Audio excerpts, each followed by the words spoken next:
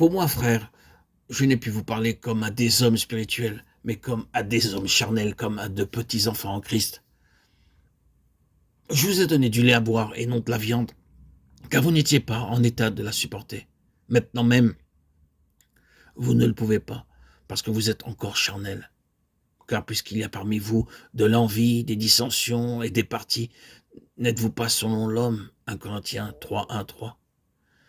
Si nous vivons par l'esprit, marchons aussi par l'esprit. Galates 5, 25.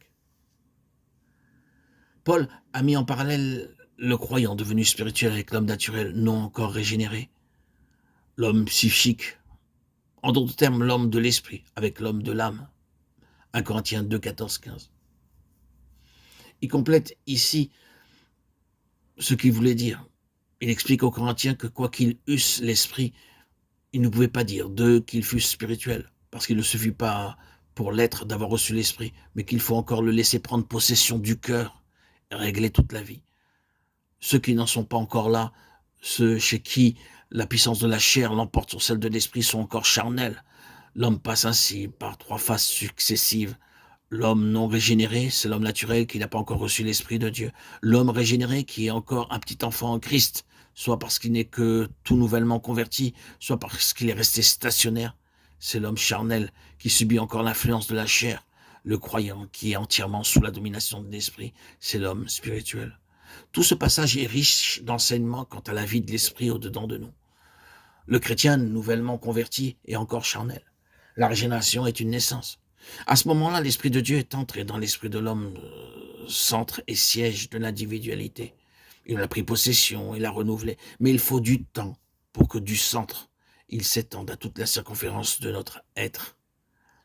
Le royaume de Dieu est semblable à une semence. La vie en Christ est la force qui développe et fait croître.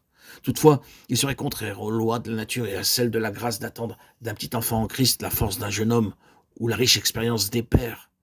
Même lorsqu'un nouveau converti est droit de cœur, plein de foi et d'amour pour son sauveur, il lui faut du temps pour acquérir une plus entière connaissance du moi et du péché, pour comprendre mieux que ce que sont la volonté et la grâce de Dieu.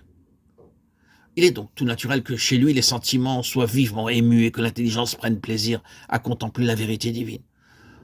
En croissant en grâce, il donnera plus d'importance à la volonté de Dieu. Il sentira le besoin de la puissance de l'esprit pour transformer sa vie et ne pourra plus se contenter de ce que l'intelligence pouvait lui fournir. Ne nous étonnons pas que le petit enfant en Christ soit encore charnel.